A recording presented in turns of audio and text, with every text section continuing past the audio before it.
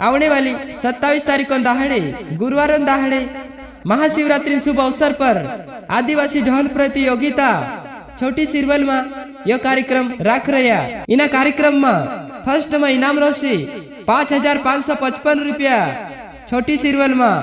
आवजो मारा दादा इना छोटी सिरवल गांव में आने वाली 27 तारीख को दहाड़े गुरुवार दहाड़े राती यह कार्यक्रम रोशे।